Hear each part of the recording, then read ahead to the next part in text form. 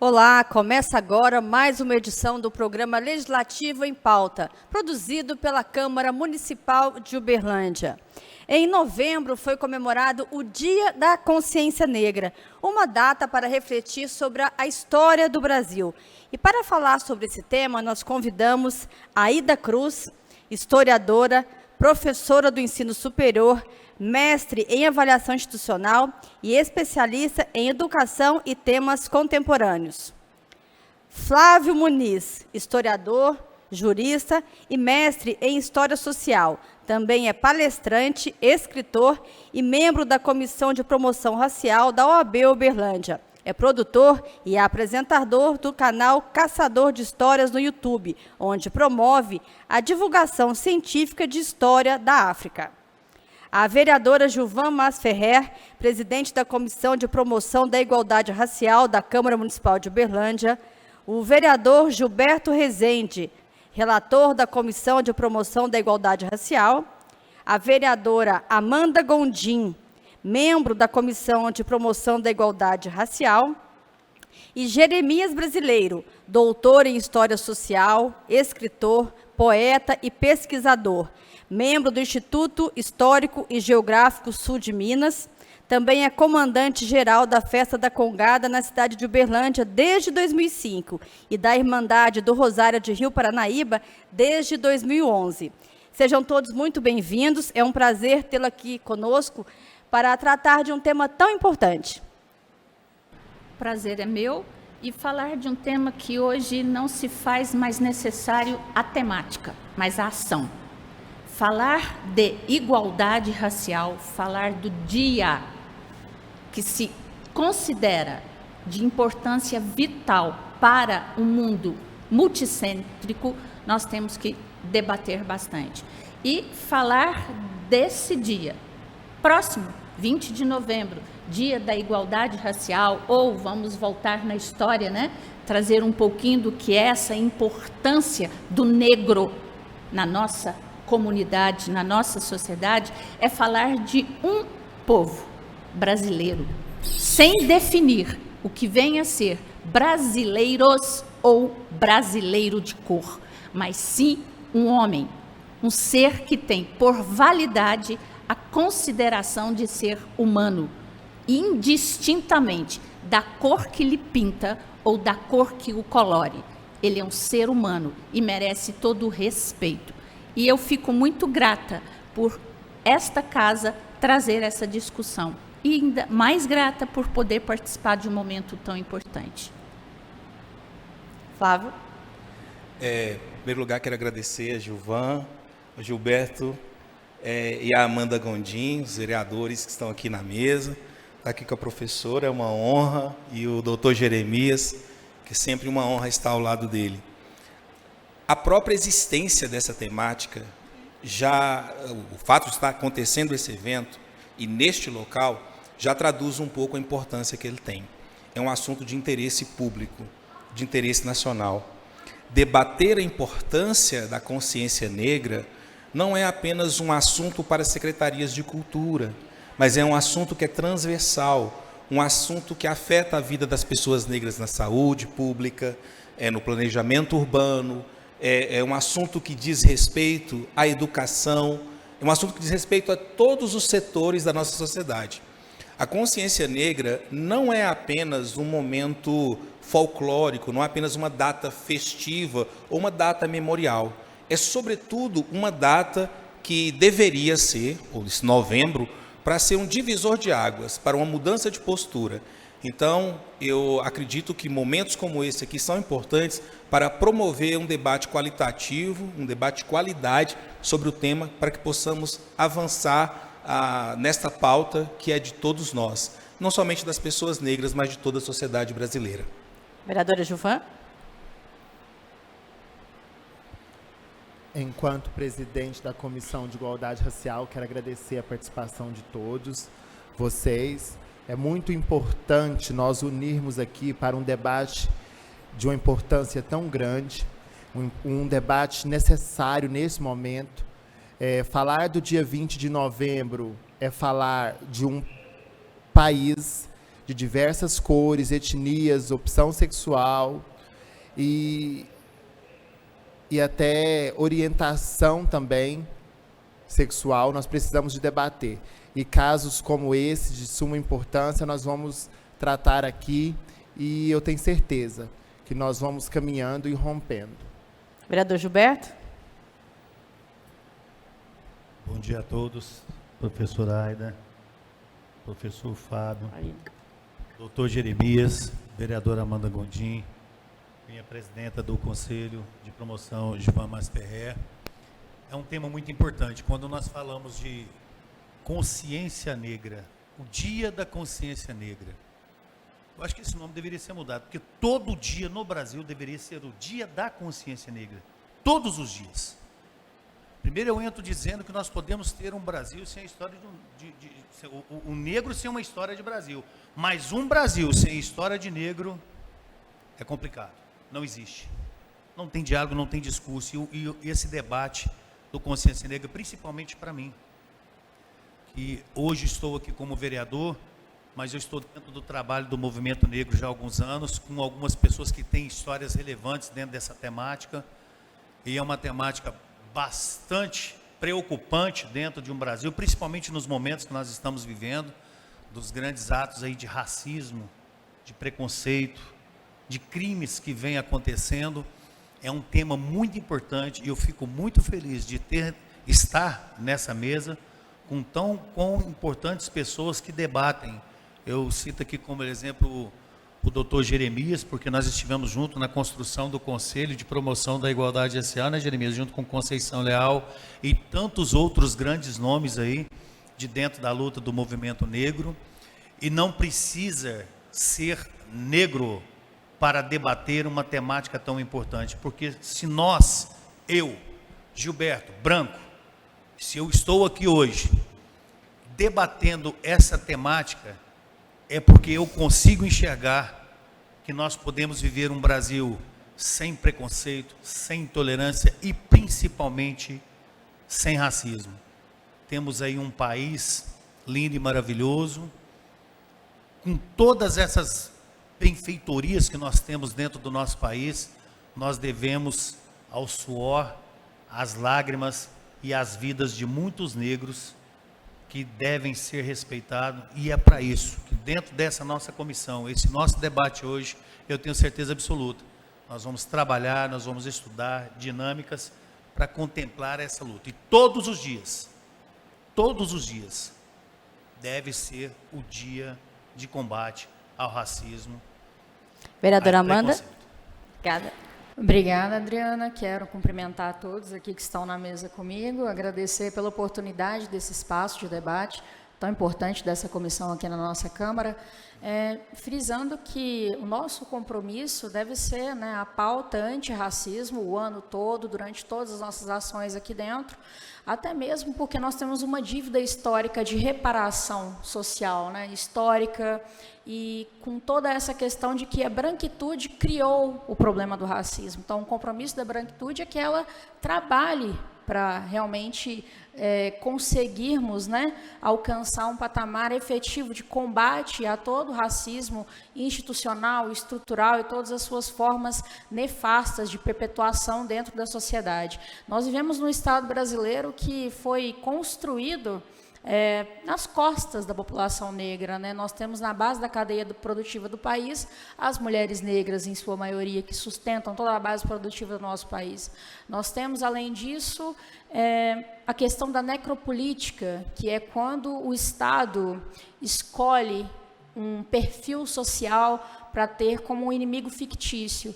E no Brasil nós temos isso muito bem colocado e posicionado com relação aos corpos negros das pessoas pretas que são vítimas de violência policial, de hostilidade e de todas as configurações que o racismo perpetua dentro da sociedade. Então, acho que debates como esse são muito importantes para que a gente possa trazer essa pauta também e aproximá-la do debate social. Dizer que temos figuras aqui, enquanto agentes públicos, nós temos um dever e compromisso, né, de respaldo com quem nos colocou aqui, e nós temos também um dever e o compromisso de construir políticas públicas efetivas para romper com todas essas estruturas que são perpetuadas aí também dentro da própria política e dentro das diversas formas de construção, tanto econômica como social, e esse país, infelizmente, é um dos mais desiguais do mundo e coloca-se como uma fonte realmente de destruição de sonhos e potenciais das pessoas pretas. Então, me coloco aqui enquanto uma aliada para me posicionar e somar esforços com todos aqui para que a nossa cidade tenha, de fato, uma postura mais efetiva no combate ao racismo e entendendo a profundidade dessa questão e desse debate, muito além das pautas culturais, as pautas que envolvem tanto a questão da segurança pública para quem?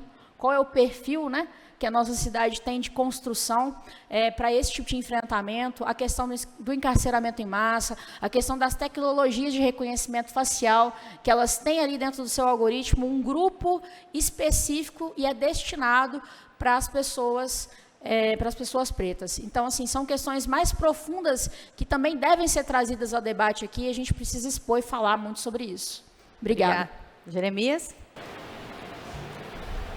Sob a bênção dos nossos ancestrais, eu quero agradecer Gilberto Rezende pelo convite, pela oportunidade de estar nesta mesa para que possamos refletir sobre esse novembro, que é um novembro muito mais especial do que o simples dia 20 de novembro. Eu celebro nesse novembro a resistência ancestral dos lanceiros negros chacinados em 11 de novembro de 1844, quando o comandante Canabarro, ali nos Pampas Gaúchos, apoiado por Duque de Caxias, chacinam 600 negros que sonhavam que, após o término da guerra, teriam a sua liberdade, inclusive, vereador Gilberto, com alguns se tornando tenentes, sargentos. Então, um sonho chacinado em 11 de novembro de 1844. Novembro, então, para nós, é um tempo de celebrar a resistência desses nossos antepassados, cujas lutas de antes nós continuamos a travar. E nós não podemos decepcionar aqueles que nos destinaram essa missão de continuidade dessas lutas, tanto nacionais quanto as locais, que eu penso também ser importante a gente discutir nessa mesa. Obrigada. Segundo dados da PNAD, realizada pelo IBGE no segundo trimestre de 2022, o Brasil possui uma população negra de 55,8%, ou seja, o equivalente a mais da metade da população. Então, eu gostaria, para começar, que vocês falassem sobre essa importância, né, do Dia da Consciência Negra na nossa sociedade, né? Que deve ser, qual a maior reflexão desse dia, o que a gente pode melhorar, o que pode ser discutido? Bem, a PNAD ela coloca entre 55,8% para 56,7% da população brasileira compostas de pessoas pretas. Ou, vamos falar, mais da metade. E falar da consciência negra para um dia só, concordo e discordo do nosso vereador. Porque eu acho que o Dia da Consciência Negra é o dia que alerta, é o dia que chama, é o dia que pelo menos se coloca um ponto a ser destacado. Mas o Dia da Consciência Negra, ou o dia de qualquer que seja a pessoa que apresenta a alcunha de minoria, e já vimos que não é minoria, ela tem sim que ser valorizado. Mas no dia a dia, isso passa pela educação. E quando eu falo educação, diante dos mestres e doutores que aqui temos, eu não estou falando da educação bancária, Paulo Freire, não, eu estou falando da educação contínua. Pais, isso passa pela cidadania, isso passa pela educação familiar, para depois chegar ao banco das escolas. E aí sim, no banco das escolas, trazer isso como uma discussão em debate. Só que, infelizmente, Adriana e meus companheiros, quando a gente fala de educação para um debate, nós temos, inclusive, a não educação para o debate, porque as pessoas não conseguem discutir o tema com viabilidade, sem preconceitos. E isso é uma interferência. E aí, voltando à sua pergunta, eu acho que a representatividade de se falar o Dia da Consciência Negra no Brasil, e faço até um adendo, no mundo, porque não é uma questão nossa, local, nacional, ela é no mundo, a representatividade negra no mundo é muito significante e merece ser considerada, merece sim, portanto, um debate sério, onde se promova mais políticas públicas, mais políticas sociais, e eu acho que vou até um pouquinho, políticas do dia a dia, onde se valorize realmente a pessoa. Essa pergunta ela é muito interessante. Olha só, como a história da escravidão e da luta pelos direitos civis influencia a celebração desse dia. Na minha formação do mestrado, eu pesquisei justamente, e tanto na graduação, a escravidão aqui no Triângulo Mineiro. E é muito interessante notar como que as pessoas, as elites locais do Triângulo Mineiro, elas constroem as histórias e, de alguma forma, as histórias delas são lembradas, mas daqueles que as construíram são invisibilizadas. O que acontece? A pergunta é como a história da escravidão influencia a celebração desse dia. Primeira coisa, o que é a consciência negra? É um conceito que foi criado na década de 60 por um pensador africano chamado Bantu Stephen Biko. Ele estava naquele contexto da luta contra o apartheid na África do Sul, e ele criou este conceito, cunhou este conceito, ou modelou ele melhor. E o que é a consciência negra? A consciência negra não é simplesmente ter a cor da pele preta. Olha o que ele dizia. A consciência negra é ter a consciência histórica de si, primeira coisa, e a segunda coisa, fazer algo para mudar essa posição na sociedade. Ou seja, é uma consciência em ação. Bantu Stephen Biko foi assassinado na África do Sul, mas a sua ideia não morreu. E ela viajou o mundo e chegou no Brasil. E o que nós tínhamos no Brasil? Um contexto em que a história das pessoas negras são vinculadas necessariamente à escravidão. É mais do que isso. É mais do que isso. E o pior de tudo é que a escravidão passiva, naquela ideia de que o escravizado não havia feito nada, não havia resistido, não havia lutado, mas aceitado bovinamente ir para o matadouro, o que é uma inverdade. Porque se tem uma coisa que as pessoas negras sempre fizeram foi lutar. E é nesse contexto que, quando esse movimento de consciência negra chega no Brasil, que alguns poetas lá no Rio Grande do Sul, eles vão criar e fomentar a ideia da consciência negra no Brasil. E aí vai dar início a diversas lutas de movimentos de direitos civis, que vai dar origem ao movimento negro unificado na década de 70. E aí, por fim, na década de 90, já vai começar a se debater o Dia da Consciência Negra. Até recentemente, na década passada, ele se tornar um dia realmente nacional de consciência negra. Mas por quê?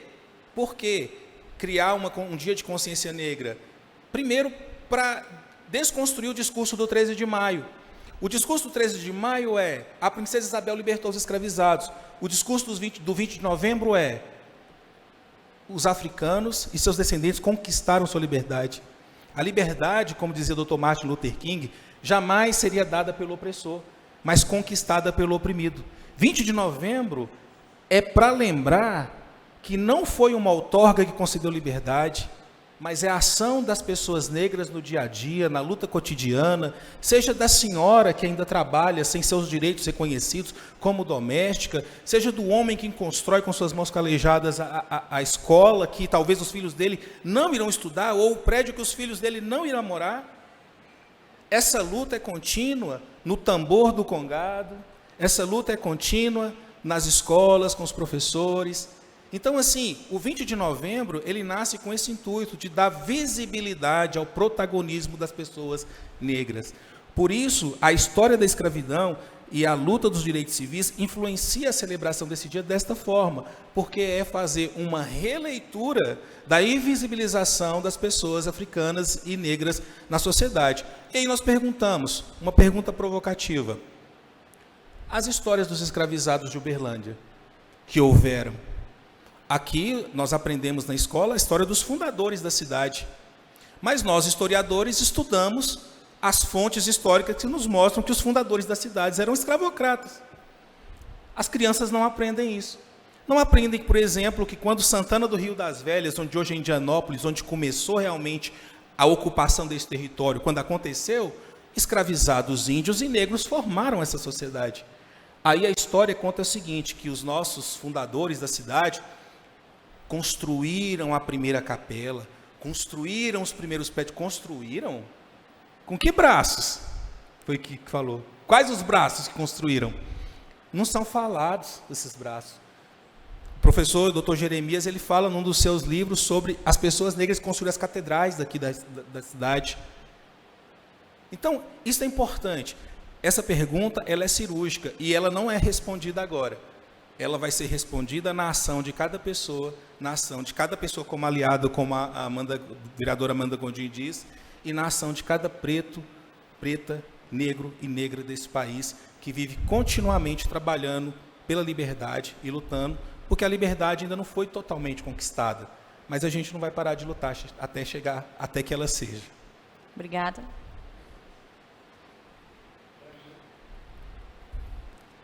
Para mim, o dia 20 de novembro vem celebrar a existência de mulheres e homens negros que todos os dias resistem a diversos obstáculos. E dizer que o preconceito pela cor, ele ainda existe. Ele existe, às vezes, vedado, mas a comunidade negra sofre muito discriminação ainda. Em uma cidade como Uberlândia, hoje, nós precisamos de discutir espaços a essas pessoas, a origem dessas pessoas negras, que hoje não têm muitas vezes acesso à moradia, acesso à educação, acesso a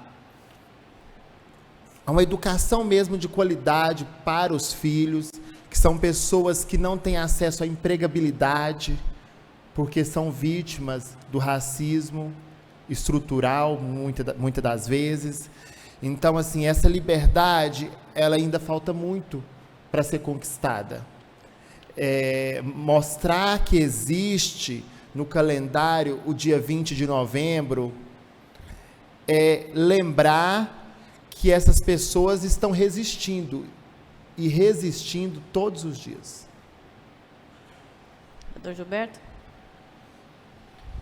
Quando se fala em 20 de novembro, eu gostaria de voltar alguns anos atrás, quando as grandes lideranças negras dessa cidade, professora, doutor e meu querido amigo doutor e vereadores que estão presentes, nós fizemos uma luta porque queríamos criar os conselhos e lutar pelo 20 de novembro, para que a gente pudesse ter aquele momento de reflexão, né? Porque o 20 de novembro é um momento de reflexão, um momento de unir forças para a resistência dessa luta, porque não é fácil.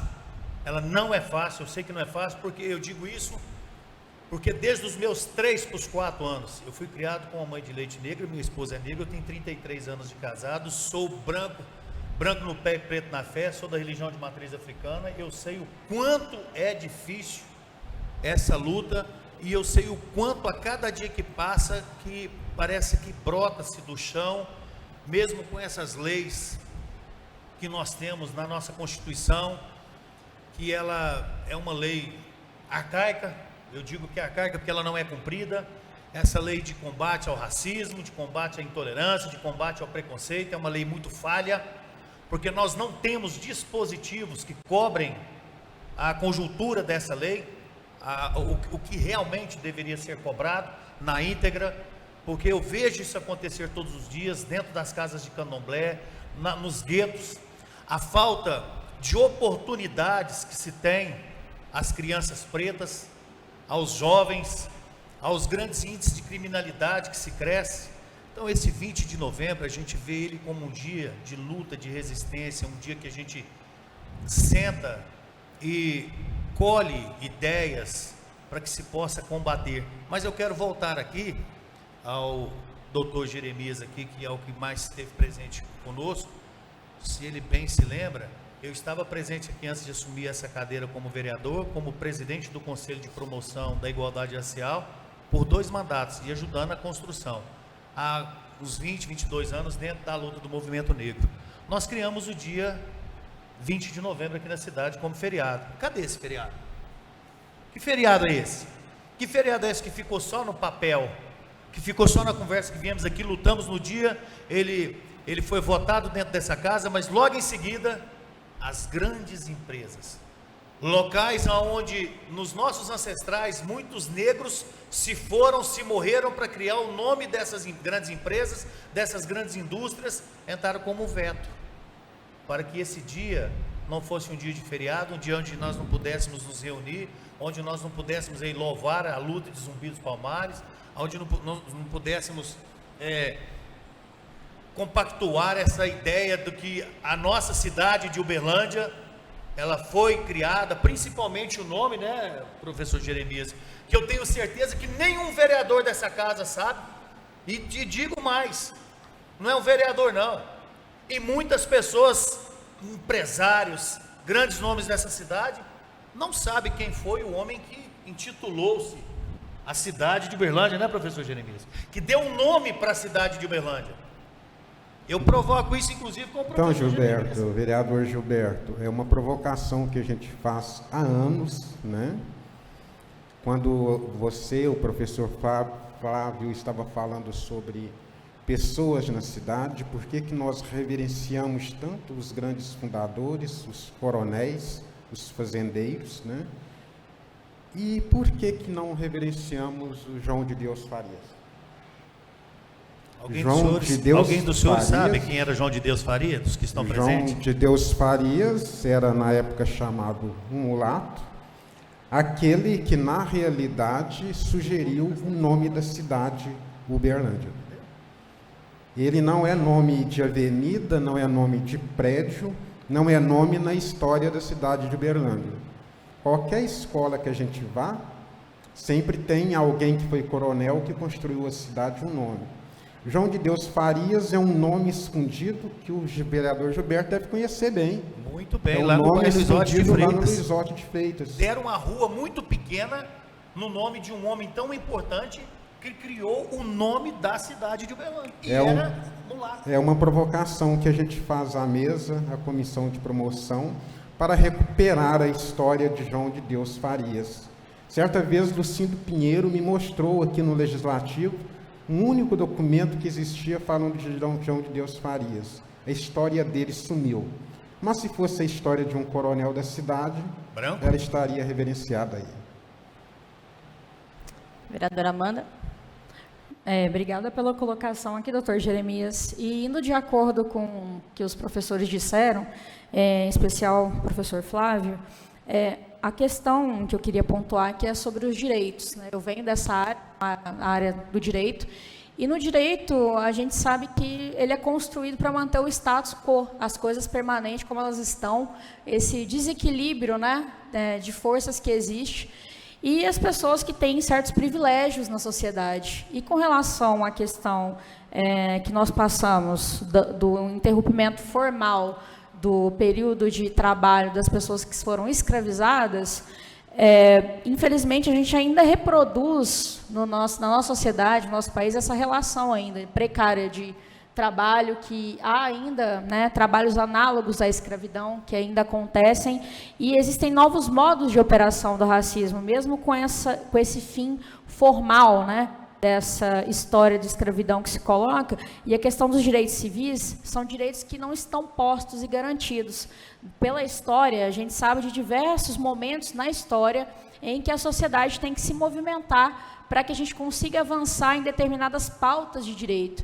E essas pautas relativas aos direitos humanos, aos direitos das minorias sociais, que são subrepresentadas politicamente, socialmente, sempre são pautas de constante movimento. A gente pôde perceber isso no retrocesso do último governo que a gente teve na gestão do Poder Executivo a nível federal, e a gente viu como esses direitos foram fragilizados na prática, dentro das políticas públicas aplicadas, dentro da construção dos parlamentos, das casas representativas, e pautas que deveriam ter sido pacificadas voltaram a ser temas de debate e discussão. Então, essa questão está sempre latente na nossa sociedade, e é nosso dever também nos resguardar sobre esses direitos, para que direitos como o que a gente conquistou, tanto do avanço da pauta de direitos das mulheres, tanto da pauta da população preta periférica em específico, são coisas em constante movimento.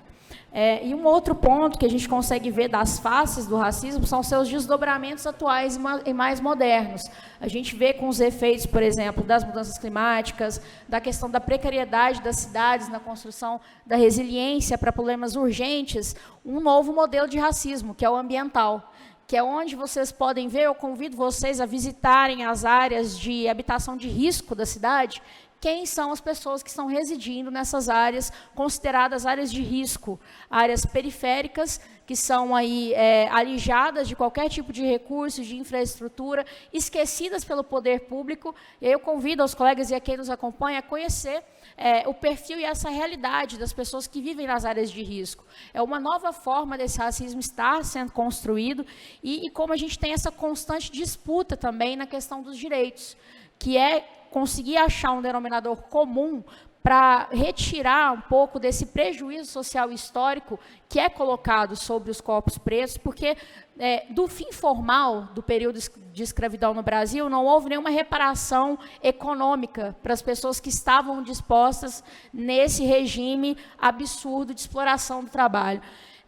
E a gente vem colhendo esses frutos historicamente desde então. A gente só tem novas formas de reprodução disso ao longo do tempo. Então, uma data como essa, para mim, tem essa importância maior dentro desse escopo, de tentar trabalhar, né, dentro dessas novas modalidades que vão aparecendo de perpetuação dessas desigualdades que são estruturadas na nossa sociedade. E, infelizmente, eu acho que nós ainda estamos bem aquém de avançar nesse sentido. E aproveito até para fazer uma ponta na fala que a doutora Amanda falou, sobre a questão trabalhista. Durante o período que eu estive aqui no direito agora, existe um projeto aqui chamado Clínica de Enfrentamento ao Trabalho Escravo, conduzido brilhantemente pela professora Márcia Leonora Orlandini, onde presta assistência às ações desenvolvidas pelo Ministério do Trabalho e pela excelente equipe de auditores fiscais do trabalho que está aqui na cidade. E o Triângulo Mineiro é uma das áreas onde mais há incidência de resgate de escravizados. E tem uma questão: a minha parte dentro da clínica foi na pesquisa. Então, eu fazia pesquisa, por exemplo, de ações do perfil dos capturados, dos resgatados aqui na região.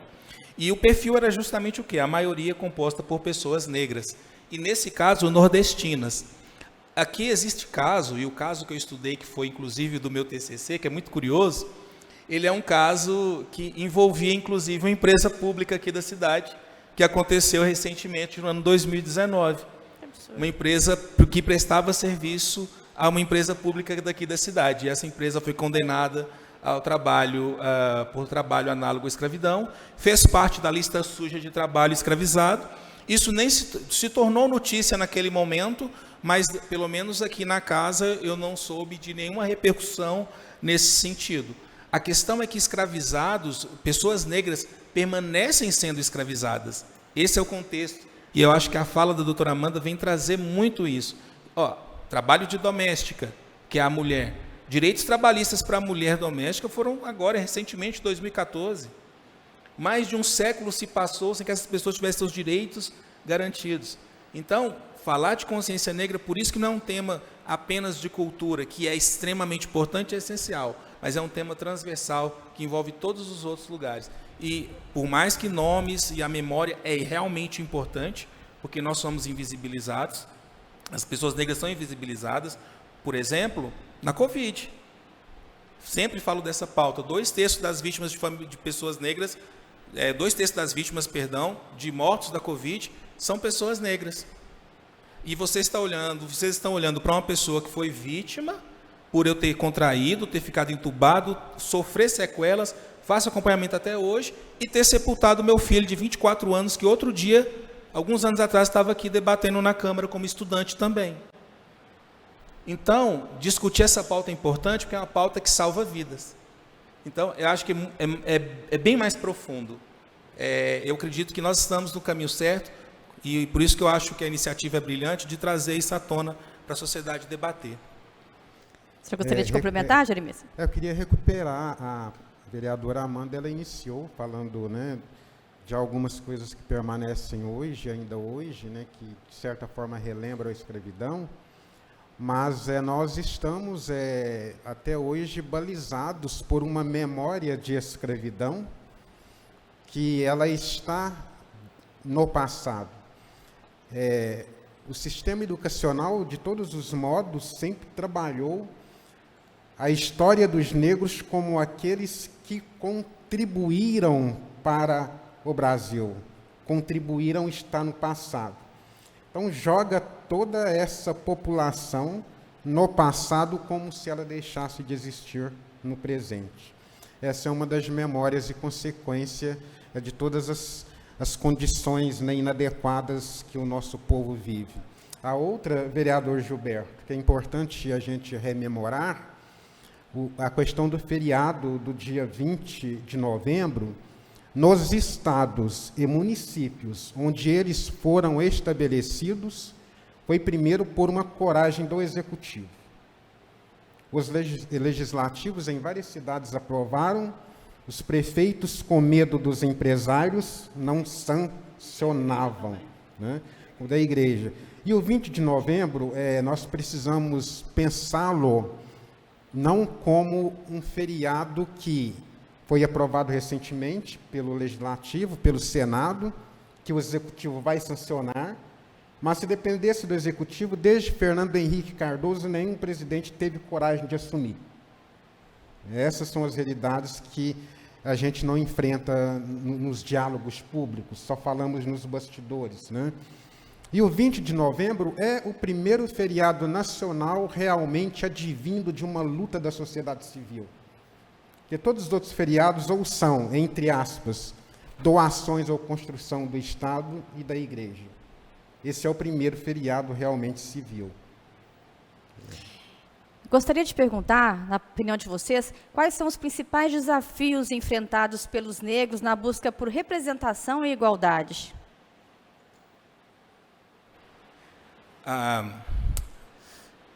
São muitos.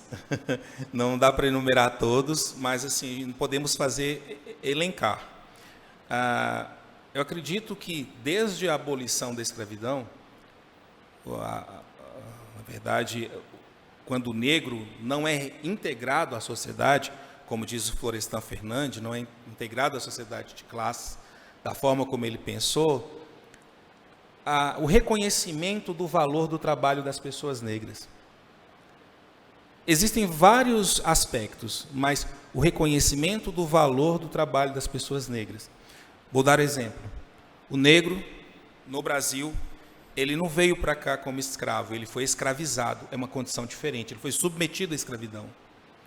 Ele era agricultor, ele era pecuarista, de onde ele era na África, sabe? Eles tinham ofícios, eram mineradores, e eles foram trazidos para cá para serem utilizadas as suas habilidades nesses trabalhos aqui no Brasil. Ponto. Eles não eram bestas de carga, eles eram pessoas que trabalhavam. Isso é importante. Sabe por que é importante? Porque a Lei de Terras de 1850, ela impediu que pessoas negras tivessem direito a terras. E logo depois da Lei de Terras de 1850, começa um grande projeto de imigração, na qual muitos dos ancestrais de vocês, que são brancos, pessoas brancas, vieram para o Brasil, vieram da Europa. E aqui eles conseguiram, de forma... não era fácil a vida do colono, mas conseguiram acesso às terras. E o negro, que já era agricultor há mais de 3 séculos no Brasil, se tornou empregado daqueles que chegaram para colonizar. O trabalho do negro não foi reconhecido. Só que isso, eu estou falando bem atrás, vem também o direito ao voto. A lei de 1881 impediu que pessoas analfabetas votassem, além da questão financeira, que era um voto censitário. Se não vota, não pode ser candidato. Se não pode ser candidato, não se elege, não forma Câmara, não forma Legislativo, não vai para o Executivo. E assim, pessoas negras foram alijadas do direito à participação política por mais de 100 anos, que essa lei só vai cair com a Constituição Cidadã de 1988. E aí os negros continuaram sempre lutando na agricultura, na saúde, na educação, e ainda hoje chegam nas escolas, formam, mas pergunto a vocês que estão formados aí, quantos de vocês tiveram professores negros dentro da sua universidade, no seu curso, seja ele qual for superior? Quantos negros tiveram? O primeiro dado que você trouxe é justamente esse: 55,8% da população é negra. E aí você pergunta por que as pessoas negras não estão como professores da universidade. Conseguimos chegar nos bancos da universidade através do sistema de ações afirmativas, depois de muita luta, e ainda é pequena a participação, mas estamos chegando. Mas, no entanto, não conseguem galgar postos no Executivo. Veja no município de Uberlândia, veja na Câmara, veja em todos os órgãos, situações de poder, você vai perceber que o negro está ausente. Aí as pessoas perguntam, é porque não tem pessoas negras competentes? Como assim? Nós temos pessoas negras sim que são competentes, mas infelizmente elas não ocupam esses espaços. E por que elas não ocupam esses espaços? A doutora Amanda falou na primeira fala dela sobre branquitude. Para quem não sabe, branquitude não é o oposto de negritude. Branquitude é uma posição de poder das pessoas brancas, que inclusive as impedem através do imobilismo. Porque quem está na posição de privilégio não quer abrir mão dele. Por que eu vou abrir mão do meu privilégio? Entendeu? E por que as pessoas negras têm que ficar sempre lutando? Sendo que, de acordo com as leis, nós temos os mesmos direitos. Só que na sociedade isso não se aplica. É uma lei que se torna ineficaz. Então, o que acredito que mais impede, o maior desafio das pessoas negras é ter o seu valor reconhecido. Não importa, e a sociedade, e o racismo, gente, um racismo de marca. O racismo, ele olha a pele. Não adianta. Faça o seu teste de DNA e descubra isso. Eu fiz o meu. Eu tenho 56% de DNA africano, 30% de DNA europeu. Mas o pessoal que já me deu baculejo não sabe disso, não. O Flávio, o professor Flávio, os baculejos, eles estão inseridos dentro de um contexto natural. É verdade. E aqui eu digo o seguinte, é aqui que a cor da pele pesa.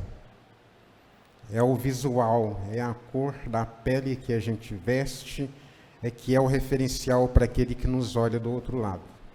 E eu vou mais além quando a gente fala das dificuldades. Nós temos vários problemas, tanto no campo religioso, quanto no campo econômico, quanto no campo político. No campo político, por exemplo, eu sempre trabalho com a conscientização, que se o Steve Biko trabalhava com a consciência negra no sentido de retomarmos a nossa autoestima, a gente gostar da gente mesmo, para mim, consciência negra é também uma questão de atitude. E eu costumo dizer que uma questão de atitude, por exemplo, política, é de nós negros, negras, não ficarmos lambendo botas de coronéis em troca de migalhas temporais. Não é eu fazer um discurso aqui, bonito, correr lá e beijar a mão do prefeito. Então, enquanto nós não conseguirmos essa conscientização, nós também não vamos conseguir termos representatividades políticas efetivas em todas as esferas políticas do Brasil. Bem, aí eu gostaria também de abrir concordância com meus dois colegas e colocar essa palavra que eu acho que é tão importante, doutor, que é a conscientização. A conscientização e a autoestima de se entender o que é ser essa pessoa, o que é ser branco, o que é ser índio, o que é ser hoje no país um preto. E essa conscientização, ela passa pelo meu ver, o meu entender e eu me posicionar. E quando se fala dessa posição, nós temos diretamente o principal desafio enfrentado pelo negro no Brasil, diante dessa representatividade e igualdade. É muito forte essa fala, que eu grito os meus direitos, eu luto os meus direitos, mas na primeira oportunidade eu vou lamber a bota do coronel. E isso a gente tem visto com quase todos os grupos considerados minorias no país. E isso passa diretamente pelo ato político de cada um. Eu não concordo, aqui ou acolá. Eu me posiciono aqui ou acolá. E o que nós temos percebido é que quem faz política, quem constrói a política, quem ensina a política e quem faz, principalmente o que nós hoje chamamos, né, de ações afirmativas, são quem, na verdade, constrói um projeto e, na sua grande maioria, vai lamber a bota do coronel. E aí nós temos políticas de papel e não políticas de ação. E a política de ação, ela passa exatamente pela essa naturalidade da pessoa se ver como, por direito, representante e, principalmente, fazer algo que impacte a sua ação e a ação do outro. Porque, infelizmente, e aí nós vamos, acredito que há uma concordância comigo, a história do Brasil, ela sempre foi contada por quem sempre foi bom da palavra e não da ação. Os livros de história do Brasil, e não vamos mencionar autores, historiadores ou outros, contam muito bem a história fajuta desse país, que é uma história de um lado só, uma história contada por historiadores brancos, ou que não brancos, mas que compraram um discurso branco, de um poderio que é extremamente burguês, e que traz e nega a história desse país. Quando a gente tem livros, história contada pelas populações consideradas minorias, ou que realmente são representantes dos grandes conflitos, dos grandes problemas, eles são empilhados. São considerados obras menos favorecidas. Por exemplo, quero até ampliar um dos pontos que nós estamos falando, que é a questão da educação. Quantos livros aqui, na rede municipal, na rede estadual de educação de Uberlândia, tratam a consciência negra? Quantos projetos são instituídos nas escolas? Porque a criança não tem preconceito, não. Quem tem preconceito são os pais que levam estas crianças. Outro, professores negros. O professor falou, eu tive excelentes professores pretos, negros. Maria Luísa, um grande beijo para você, porque você me deu história popular brasileira. E ela mostrava exatamente uma mulher negra que tinha alcançado um título de doutor dentro de uma Universidade Federal de Uberlândia e mostrava a história pela história. A história, vou até fazer um adendo, por favor, a história do oprimido, mas ela se fazendo extremamente guerreira, campeã dessa fala. Então, são muitas vertentes. E eu gostaria realmente de mostrar, como a vereadora Amanda falou, o racismo ambiental, o racismo individualista, aquele do indivíduo, aquele que cada um toma, e as ações afirmativas que são tomadas hoje pelo grupo que se diz fazer o bem a todos, nós temos que tomar cuidado com essas falas, porque elas são ações afirmativas, na minha opinião, para lamber bota do coronel, e não realmente colocar quem é de direito fazendo aquilo por direito a quem ele deve. Falar depois dos nossos mestres da mesa, que fica até difícil, né? Mas eu quero fazer um adendo. Consciência negra sobre os poderes dos negros, assim, concedidos, das suas vitórias, das suas conquistas. Eu quero dar um exemplo aqui. Eu estive, professora, em Benin.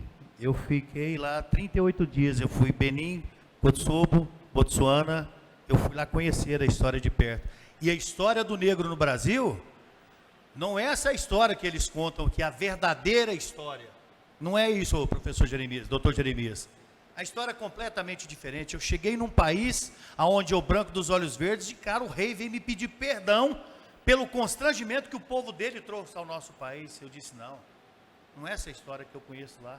É nós que temos que pedir perdão. E eu tenho isso filmado, eu tenho isso documentado no meu material. A gente vê que os negros, nós aqui, a gente vive uma luta para a conquista. Grandes nomes aí que nós temos hoje no cenário político, no cenário artístico, conquistados, de merecimento, de nome, de honra e de glória, e a gente vê também outros que por sua necessidade, os grandes coronéis acostumaram e doutrinaram eles ir lá nos guetos e comprá-los com migalhas. Aí é onde os negros vão lamber botas, onde as pessoas vão lamber botas, por quê? Por devido às necessidades, devido àquela conscientização política que as escolas não proporcionam. Como a professora mesmo disse, não tem, e quando tem, proíbem, estão proibindo da cultura. Nós não temos aula de capoeira nas escolas, estamos lutando para isso aí, não tem. Nós vamos levar a cultura africana para dentro da escola, é proibido. Uma coisa muito importante, professora, doutor, e doutores e advogados, ninguém nasce odiando ninguém, são instigados. A gente vê que os grandes preconceitos, os grandes atos de racismo, os pais ensinam para os seus filhos, para as crianças, e as escolas hoje, se tivesse realmente a oportunidade de ser feito e mostrar a verdadeira história, África, Brasil, negro, progresso, criação e conquista, seria muito diferente. Nós é que temos que pedir perdão ao negro pelo constrangimento que os europeus criaram e os trouxeram para o Brasil e fazendo deles escravos. Mas eu digo, em alto e bom som, não existe nenhum progresso dentro da nação brasileira que não se deve ao suor, à vida dos negros. Eu carrego isso para além da minha vida, todos os meus respeitos em relação a isso, mas precisamos criar mais políticas educacionais para ensinar a verdadeira história do que é a história do negro no país. Quantas escolas na cidade de Uberlândia têm o nome de uma pessoa negra? Se você for pensar, quantas escolas têm o nome de um professor, de uma OSC, de alguém negro que participou da história da educação da cidade de Uberlândia? Se não me engano, tem apenas 2 escolas. Alguém gostaria 2 de escolas em 110 bairros que Uberlândia hoje tem. Eu só quero, assim, até complementar com uma fala didática, prática que eu vivencio o tempo todo, né? Em 2010 eu publiquei um livro, vereador Gilberto, chamado Cultura Afro-Brasileira na Escola, o Congado em Sala de Aula. Um livro que foi resultante de experiências em 2 escolas municipais da cidade de Uberlândia. Na época, a Secretaria de Educação, com o secretário, não se interessaram pelo livro. Esse livro foi para o Espírito Santo, para Recife, hoje é vendido nacionalmente por uma editora de São Paulo. Esse outro livro aqui, recente, agora, As Crianças, né, na Congada, no Reinado, no Congado, é um livro também publicado agora, recentemente, aqui na cidade de Uberlândia. De repente, alguém me disse que eu correria o risco, que teve um vereador aqui que tentou proibir a circulação de um livro de uma colega minha. E eu disse, eu jamais vou permitir que um vereador chegue e venha examinar o meu livro e falar se ele pode ou não ser distribuído em uma escola municipal. Mas é um livro que já está rodando várias prefeituras do estado de Minas Gerais, sendo trabalhado tanto em escolas municipais quanto estaduais. Então, isso é para mostrar na prática como é que ocorre esses racismos institucionais na nossa cidade também. Queria só emendar uma fala sobre essa questão da educação que foi inserida aqui.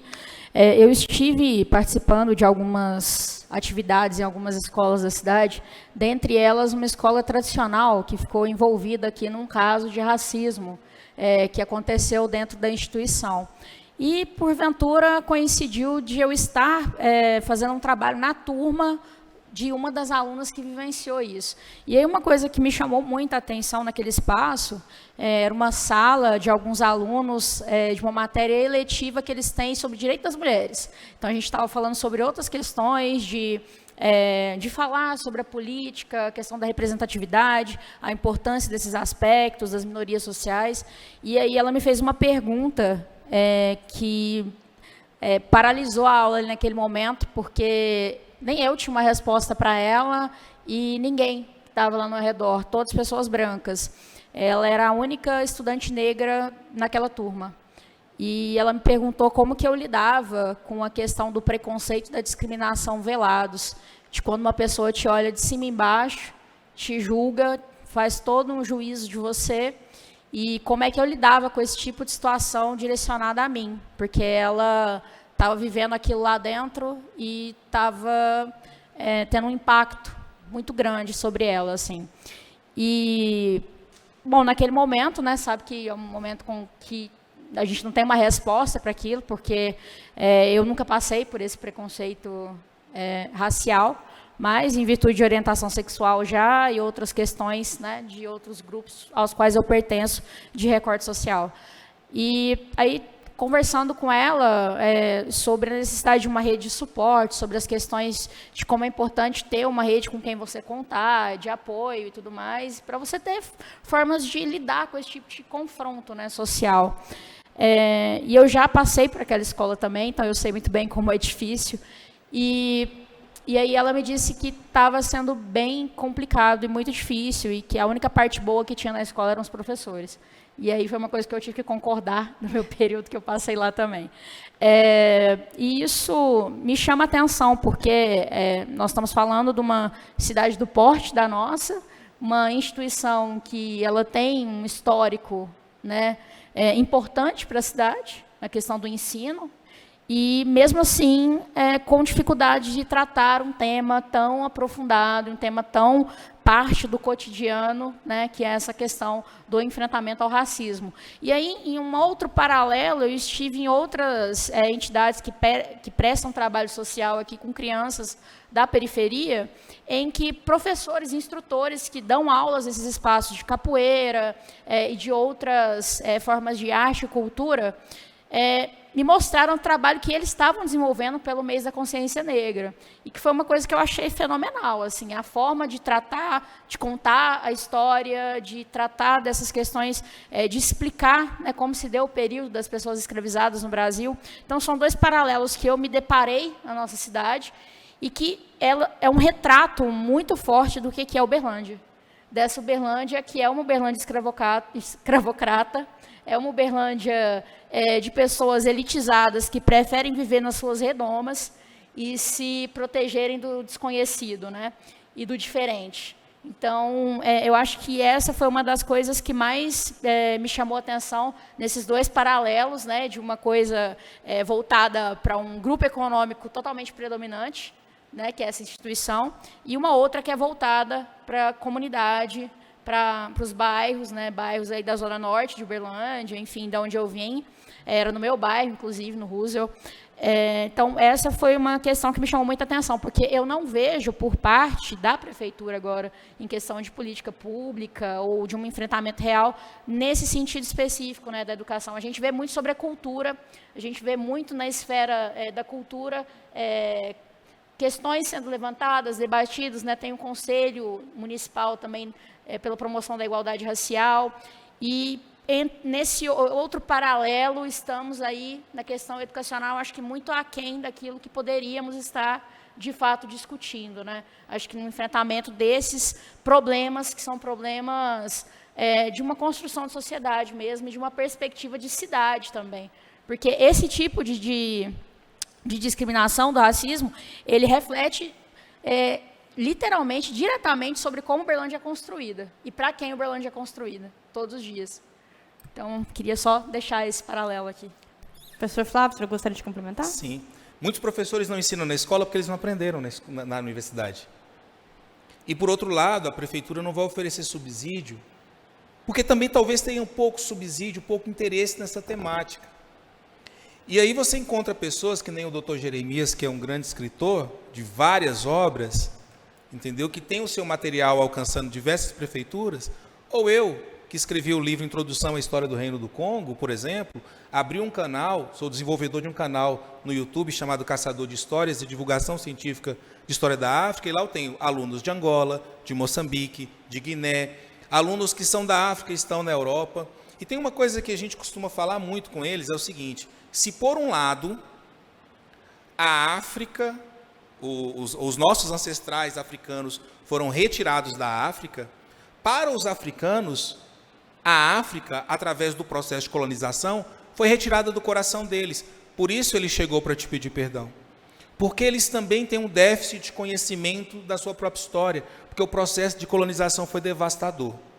Então, aí cabe a nós aqui pensarmos, então tá bom, como que um processo de longa duração, que é a escravidão, que afetou há 4 séculos já, desde que os primeiros escravizados foram retirados de lá para o Brasil, para as Américas, para Portugal, o que isso tem a ver com a nossa sociedade hoje? Porque esta sociedade foi fundada sobre os alicerces da colonização europeia.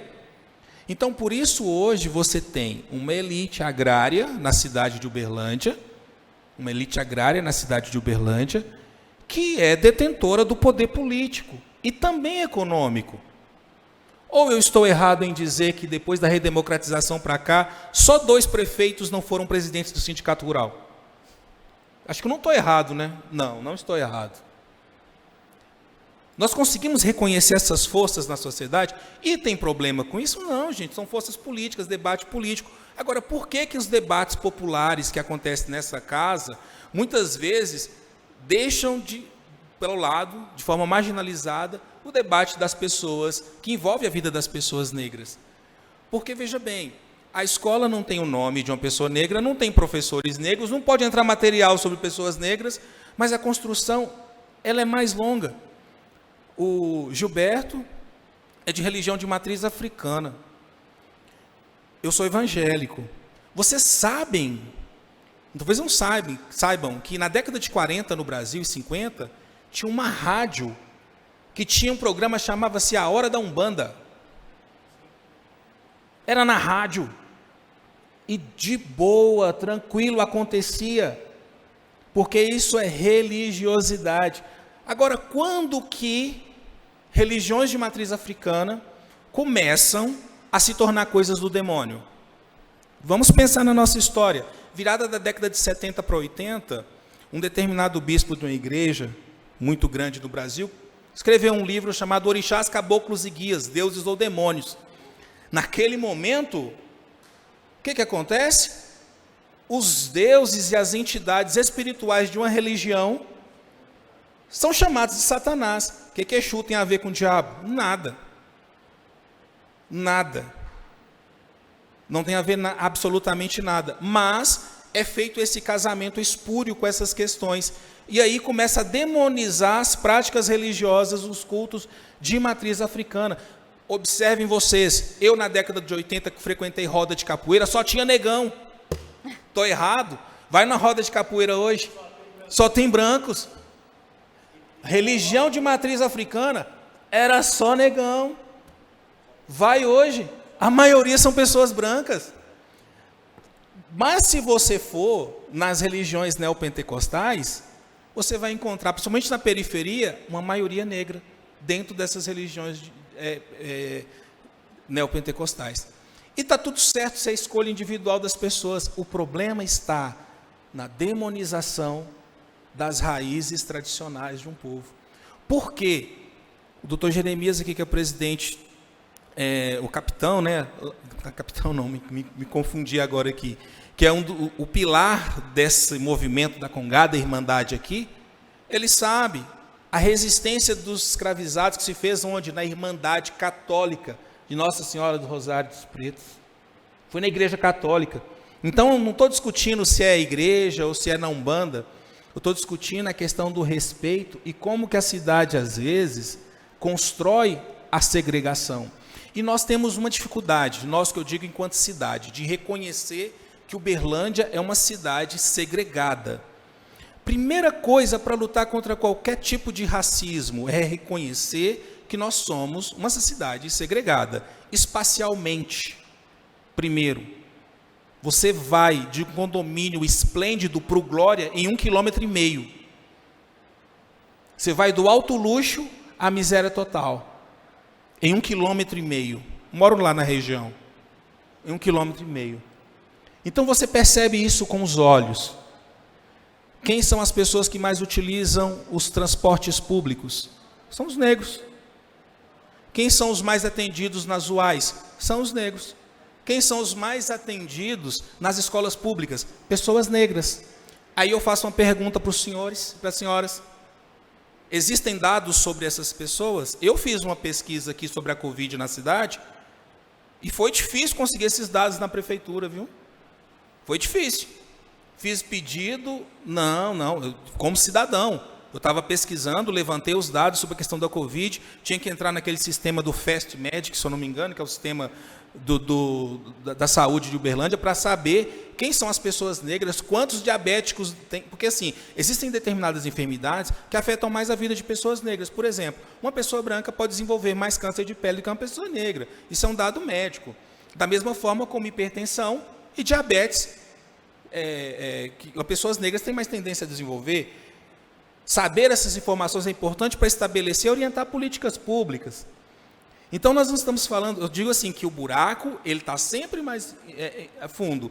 E é óbvio que é interesse da elite que nossas histórias não sejam conhecidas, que nossos ancestrais sejam reduzidos apenas a escravos e não pessoas que contribuíram com a sua inteligência para a construção da cidade. É lógico que eles não vão dar nomes de avenidas importantes. Nós temos a avenida mais importante da cidade, leva o nome de um ex-governador que assinou o AI-5, o ato mais covarde da ditadura militar. E levamos, e está de boa. Mas sabe por que continua de boa tudo isso? Porque seja de esquerda ou direita, e agora eu me alinho ao campo progressista, obviamente, mas seja de esquerda ou direita, as pessoas que se sentem à vontade demais no poder não entendem que elas precisam se mover para que essa mudança aconteça. Precisa se mover para essa mudança acontecer. Então, assim, é preciso ter consciência disso. A sociedade brasileira, a sociedade uberlandense. Então, assim, não é uma questão de inimizade, é uma questão de construção. É uma observação. O que eu falei sobre o sindicato rural vale para o CDL, vale para todas as entidades dessa cidade poderosas, que vocês vão perceber que a maioria deles são dirigidos por pessoas brancas, para pessoas brancas, em privilégio das pessoas brancas. Só que esse discurso racial não está presente, porque eles falam, não tem nada a ver com raça. Mas a gente que enterra as pessoas pretas, a gente sabe que tem a ver com raça. A gente que corre na rua e é abordado, a gente sabe. Anuário da Fórum de Segurança Pública saiu agora esse ano. 75% das mortes letais da polícia foram com jovens negros entre 15 e 24 anos. Talvez uma pessoa branca nunca teve que sentar com o filho e conversar com ele assim, olha, quando você for abordado, faça assim, assim, assim, assim. Para quê? Para você não ser confundido com um bandido, para você não morrer, para você não levar um tiro. E o outro detalhe, policiais também que mais morrem no Brasil, sabe quais são? Negros. Os policiais negros. Não importa se é de farda ou de civil.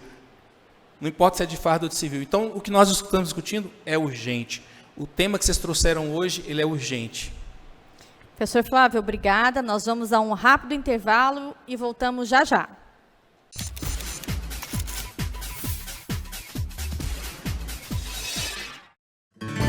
Juntos transformamos o mundo inteiro. Na Câmara, a cidadania está em ação, trabalhando e promovendo o bem comum. E você também participa nas reuniões e nas redes, comentando e compartilhando. A Câmara tem um pouco do Antônio, agricultor, do seu vereador. E todos juntos construímos Uberlândia, que é um pouco de cada um de nós. Câmara Municipal de Uberlândia. Você fica constrangido quando encontra uma pessoa com deficiência? Então, está na hora de mudar. Deficiência não é doença e essas dicas são para você. Ao encontrar uma pessoa cega, toque em seu braço e se apresente antes de começar a conversa. Para caminhar, coloque a mão da pessoa cega no seu ombro ou no cotovelo dobrado. Deixe que ela acompanhe o seu corpo e avise com antecedência sobre a existência de barreiras. Nunca faça carinho ou dê alimentos ao cão-guia. Ele está trabalhando para o cego e não pode ser distraído. O cão-guia também pode entrar em qualquer ambiente público. É um direito garantido por lei. Cidadania é saber conviver com as diferenças.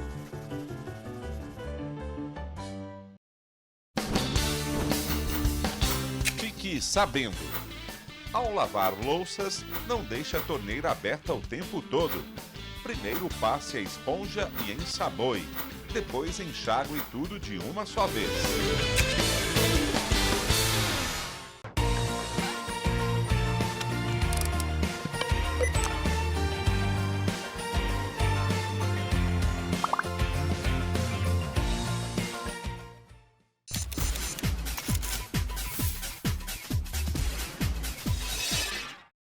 Voltamos neste momento com mais uma edição do programa Legislativo em Pauta, que hoje discute a consciência negra. Voltando sobre a questão da educação, como que as escolas e as instituições podem promover a conscientização sobre a cultura negra durante o ano todo? Bem, eu comecei essa questão de educação e rapidamente. Existe uma filósofa, a Djanira Ribeiro, que ela coloca o seguinte: a gente já nasce numa sociedade que tem uma hierarquia de humanidade. Então, eu acho que o primeiro princípio seria combater isso, com ações que façam realmente consciência do papel. O professor, ele tem que ter consciência de que ele é racista e fazer uma atuação antirracista. As políticas, os ensinamentos e principalmente a lei, que tem 20 anos, que está engavetada, precisa sair do papel de forma séria. Uma educação antirracista a todos. Professor Flávio?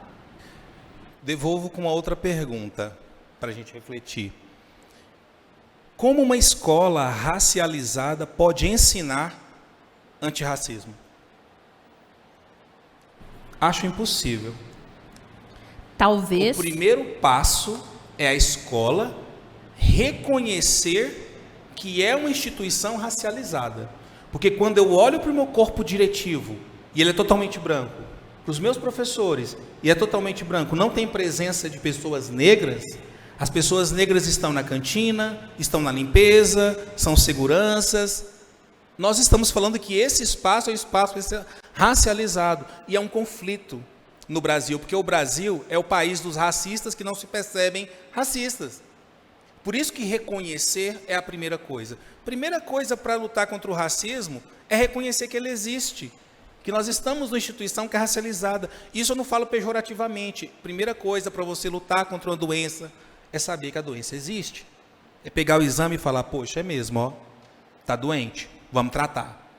Então, não dá para lutar contra o racismo se as escolas, as entidades, qualquer instituição que tem o seu espaço racializado, não se reconhecer dessa forma.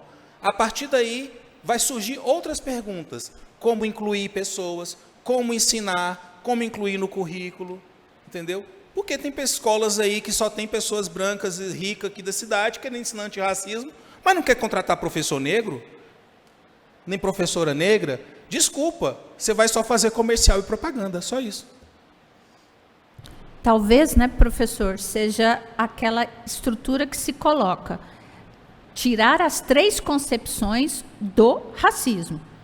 A concepção individualista, eu ter consciência de que sou racista e deixar de o ser, e eu, quanto indivíduo, levar para as instituições com as quais faço parte e com as quais eu trabalho a ideia do não racismo, uma postura antirracista e, por fim, o tão chamado estruturalismo, que nós sabemos que o nosso país é extremamente estruturalista, racismo estrutural, pobreza estrutural, violência estrutural, preconceito, discriminação estrutural. Eu sou da opinião que, na educação, todos os caminhos voltam para olhar para mim. É da minha atitude, é do meu individual reflexivo que eu parto para uma ação que não seja racista ou discriminatória. O professor Silvio Almeida desenvolveu bem essa ideia do racismo estrutural. Por que eu falo que é preciso a gente tem que tomar cuidado aqui? Porque, às vezes, quando a gente concebe o racismo estrutural, a gente não identifica CPF. Racismo vem de CPF. A empresa, por si só, ela não é racista ou não é racista. Entendeu? Ela precisa mudar esse diálogo, esse discurso. E isso é feito quando você reconhece que essa estrutura está errada, está doente, precisa ser tratada. Porque se a gente reduz a esfera do indivíduo, a gente fica andorinha sozinha fazendo verão. E aí os professores ou os vereadores que estão aqui na casa, que votam pautas que são estruturais, não tem significado. Então, por isso que a importância de vocês aqui voltarem em coisas que são pautas para mudar a estrutura da orientação de políticas públicas. Vereador Gilberto?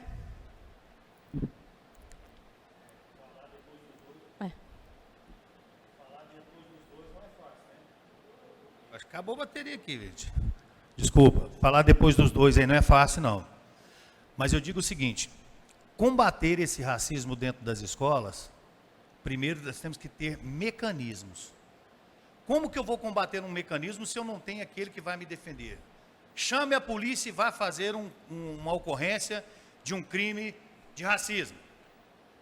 Eu sou presidente, estou afastado porque assumi o cargo de vereador da Federação Espírita Umbanda e Candomblé do Estado de Minas Gerais.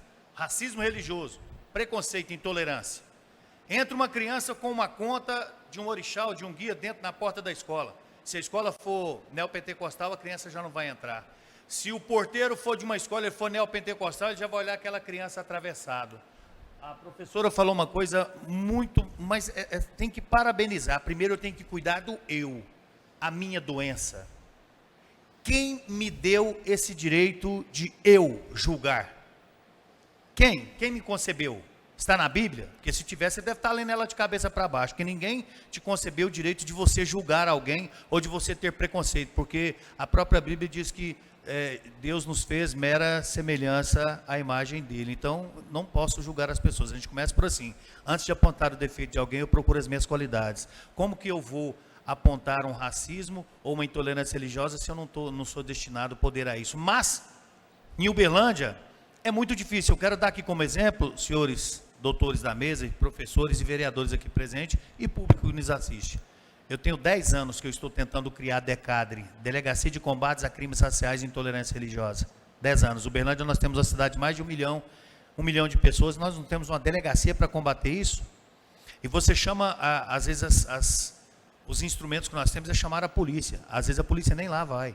Ou quando vai, você tem que procurar uma unidade, chega lá, a pessoa não sabe tipificar que aquilo está sendo cometido como racismo, como preconceito ou como intolerância. Não tem essa tipificação e não registra. É lógico, o que não é visto não é lembrado. Se você não faz a ocorrência, vai dar os índices de como não existisse aquele crime, mas precisa urgentemente de criar esses mecanismos dentro do município, dentro do Estado, para cobrar as leis que são direitos de todo, a Santa Bíblia, a Constituição brasileira, que faça valer. Mas enquanto isso aí, enquanto a pessoa não for punido, ela não vai se autopunir. Olha, a minha amiga foi punida porque ela cometeu esse racismo. E nós estamos lotados de escola, de pessoas com esse preconceito velado, ou às vezes até o preconceito aberto. Isso é triste, é degradante. Precisamos colocar esses mecanismos para funcionar, porque eles não funcionam, e mais uma vez eu volto a falar, são arcaicos. Jeremias? Vereador Gilberto, eu já tive a oportunidade de estar em quase todas as escolas da cidade de Uberlândia. Eu trabalho com essa temática desde 1988. Eu já frequentava as escolas, eu não estava na universidade, não estava na prefeitura e eu já trabalhava essa temática. E, atualmente, como a pergunta foi, eu não trabalho novembro e maio nas escolas. E as pessoas já sabem que novembro e maio eu não trabalho. Então, qualquer outro dia do mês que eu puder, eu estou disponível. Novembro e maio, não. Justamente para quebrar essa lógica.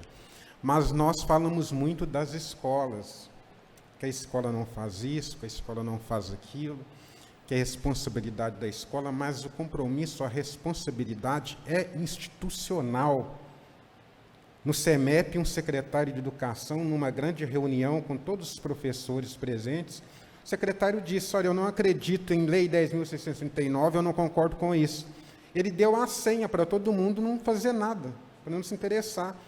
Então, a gente não pode cobrar as escolas, a gente tem que chegar no secretário de educação, na secretária de educação, nos gestores que acompanham esse secretariado, porque institucionalmente são eles os responsáveis para que essas políticas reais cheguem às escolas, né? Então, a gente sair da escola e ir para os lugares onde as pessoas detêm o poder. Eu acho que faltou só colocar que a educação no Brasil ela é racializada, né? Acho que no mundo inteiro ela é racializada, mas no Brasil, pelas suas características mais fortemente demarcadas pelo nosso processo de colonização, nos trazem esse histórico, né? Então, a educação ela parte desse pressuposto. E aí, até mesmo para a gente entender quem está colocado nos postos de trabalho de menor grau de complexidade, quem está na base da cadeia produtiva e qual o tipo de trabalho que essas pessoas exercem na sociedade. Então, assim, são questões muito mais aprofundadas, que são uma responsabilidade, como ponderou o doutor Jeremias aqui, de gestão e de política institucional, porque isso foi sendo construído como uma política de Estado mesmo, uma política institucional. E aí a gente tem na iniciativa da lei de cotas, por exemplo, uma tentativa de reparar todo esse dano que foi promulgado já historicamente, e aí a gente vê essa luta de permanecer, né, para que a lei de cotas permaneça. Houve uma nova votação, uma nova discussão em cima do projeto, vários legisladores, parlamentares, com percepções completamente desarrazoadas e destoadas da realidade, questionando a efetividade dessa lei de cotas. E eu acho que, se a gente pegar o exemplo da Universidade Federal de Uberlândia, é uma outra universidade, depois que o sistema da lei de cotas foi implementado. E aí, tanto para pessoas pretas, como para a questão do sistema público, no ensino público de educação, e também para pessoas com deficiência. Então, assim, são reparações históricas que precisam ser feitas, mas com uma política de Estado mesmo, né? O governo precisa encarar isso, mas aí a gente entra num debate mais profundo, que é a construção política social. Nas mãos de quem está esse poder político. E aí, por isso que eu citei no início a questão da branquitude. Acabamos voltando nessa mesma questão de novo, que é um dos cernes dessa questão do debate racial no Brasil. E também porque no Brasil não existe meritocracia. Quando a gente fala num país, das expressões continentais que o Brasil tem e da sua construção em cima da colonização de povos explorados, a gente não pode falar que existe um sistema de meritocracia. Então, acho que são dois pesos que precisam ser colocados nesse debate, quando a gente vai falar sobre a questão do combate do racismo e também entrando na esfera da educação, né? Porque essa racialização da educação trouxe essa construção de classes econômicas que a gente tem no Brasil completamente enviesadas da perspectiva da branquitude. Então, para se inserir no mercado de trabalho, é uma dificuldade muito grande de outras percepções de construção, porque o padrão que a gente tem de construção social e desarrazoado, porque ele não existe de forma prática, é um padrão branco, heteronormativo, e de pessoas que ocupam aí uma classe média, e tem uma passabilidade dentro desse sistema. Então, quando a gente vai falar sobre essa questão, eu acho que é importante frisar também esses aspectos.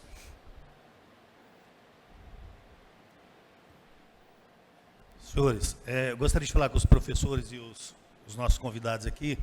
As coisas para a religiosidade de matriz africana e para a cultura africana é tão difícil que, quando nós vamos aqui fazer os nossos congressos na cidade, nós temos que fazer vaquinha das coisas para fazer, para mostrar para as pessoas, como muitos dos senhores sabem, a cultura africana.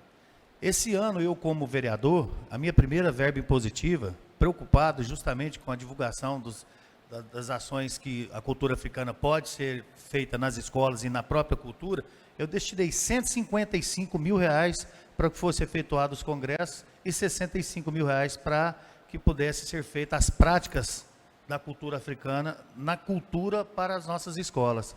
A primeira vez que isso acontece, nunca tinha sido destinado verba para isso, a primeira vez, porque todas as vezes a gente vê indo verbas milionárias, faraônicas, para outras coisas, mas quando vai falar que é da cultura africana ou algo que é do movimento negro, tudo se torna dificuldade. E eu volto a frisar aqui para finalizar essa fala minha. Para todos os negros, todos os pretos, deem valor o seu suor e a sua luta. Não se venda em troca de feijoada, não venda o seu voto, não venda a sua dignidade em troca de feijoada, de favor, de churrasco, de cachaça, de pandeiro, porque é o seu nome, é o nome do seu ancestral e da sua cultura. Valorize, porque precisa estar dentro dessa casa, precisa estar dentro da sociedade, os verdadeiros guerreiros, são os filhos dos nossos ancestrais, esses negros de hoje que podem mostrar o seu valor. Não se venda, porque amanhã vão virar as costas para vocês e vocês vão ficar sem representatividade, como vem acontecendo há séculos. Acordem para isso enquanto podem. Eu gostaria de perguntar à vereadora Gilvan Ferrer, como é que tem sido o trabalho da Comissão de Promoção da Igualdade Racial da Câmara Municipal de Uberlândia?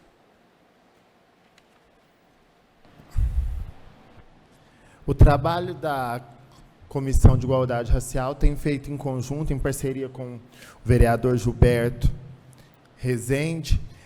Eu, enquanto vereadora, tenho pensado numa estrutura de comissão em abrir para o diálogo com o Congado, com a capoeira, com instituições parceiras do movimento negro. Tenho feito várias emendas minhas, todas as emendas minhas foram destinadas para instituições que são parceiras do movimento, porque não adianta nós aqui pensarmos em fazer alguma coisa se a instituição não tem recurso, se o terno de Congado, muitas das vezes, também não tem recurso para fazer. Hoje, o terceiro setor na cidade de Uberlândia é o setor que mantém hoje as crianças que ficariam na rua após a escola, nesses projetos sociais, que são projetos de corte de cabelo, projeto de, muitas das vezes, de manicure e etc.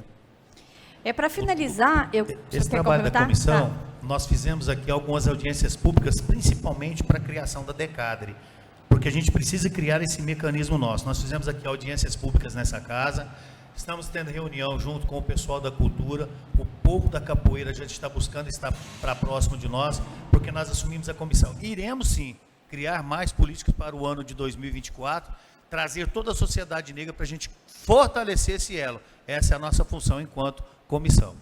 Para finalizar, eu gostaria de fazer uma última pergunta. Qual o papel das pessoas não negras na luta contra o racismo? Jeremias, vou começar por você.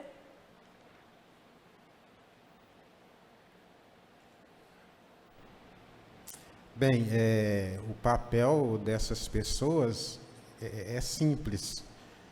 Certo ano eu estive numa cidade do Alto Paranaíba a convite de uma professora para fazer uma palestra e a professora foi comunicar à diretora e a diretora disse que não havia necessidade de que eu estivesse naquela escola porque lá não tinha problema de racismo, porque lá não existia negros, nem negras, né?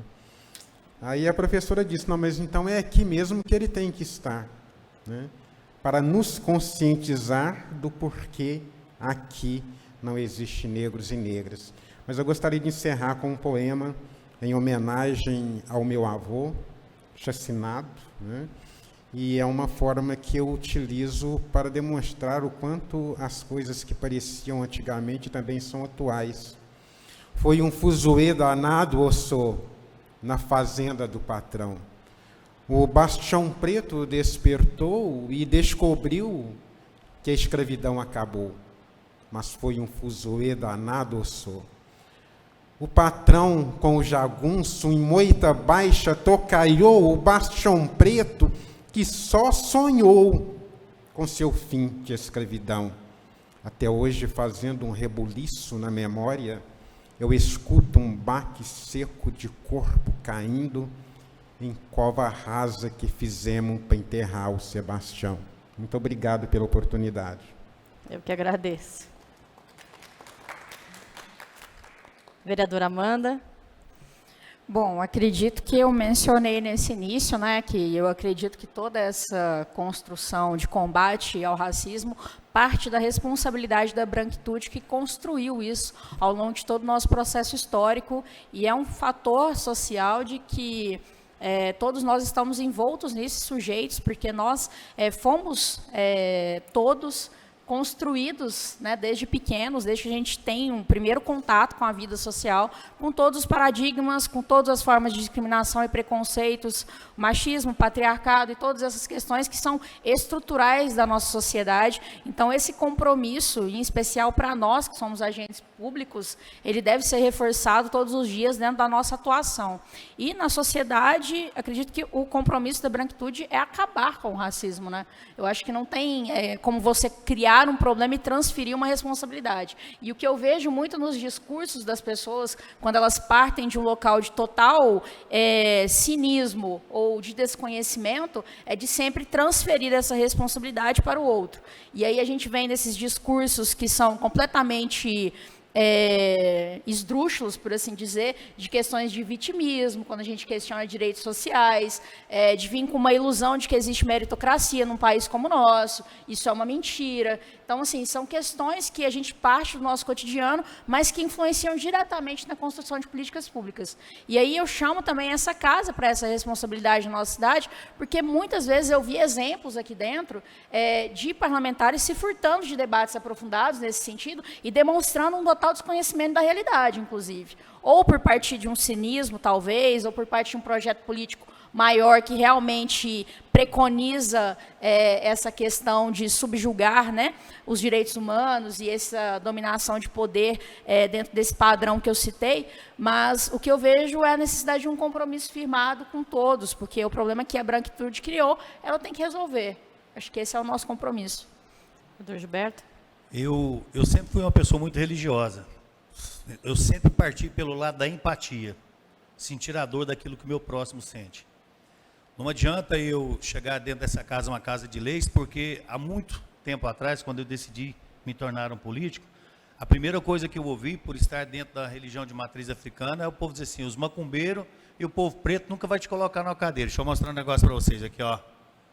Vereador Gilberto Rezende, eu estou aqui porque eu acreditei na minha ancestralidade, na espiritualidade e principalmente naquelas pessoas que me deram essa oportunidade no passado. Eu espero que dentro da Casa das Leis, dentro da Justiça, OAB, faculdade, a cidade de Uberlândia, principalmente aqui nessa casa, as pessoas tenham um pouco mais de empatia e respeito pelo próximo e aprender com o amor de Cristo, o amor de Deus, o amor de Oxalá, que não devemos julgar as pessoas nem por cor, nem por crença, nem por aparência, muito menos por ideologia.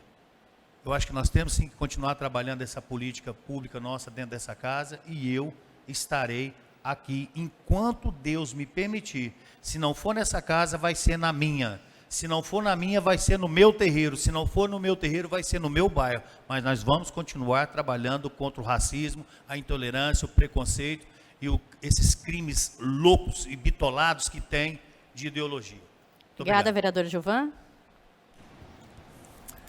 Daqui da Câmara eu sigo com a esperança de dias melhores, juntamente com o vereador Gilberto Rezende, a vereadora Amanda Gondim, que veio para essa comissão, para nós somarmos ideia e podermos trabalhar defendendo a cor das pessoas e a origem.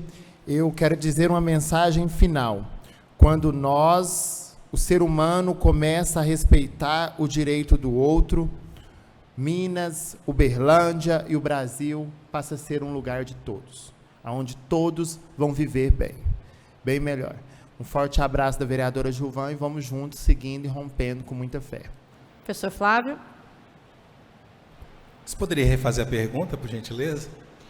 Qual que é o papel das pessoas não negras na luta contra o racismo? Muito bem. Primeiro, entenda, o racismo é um problema das pessoas brancas. não é um problema dos negros. O racismo é um problema das pessoas brancas que afeta a vida das pessoas negras. Praticamente a doutora Amanda falou isso na sua fala também. Agradeçam, porque o que as pessoas negras lutam é por justiça e não por vingança.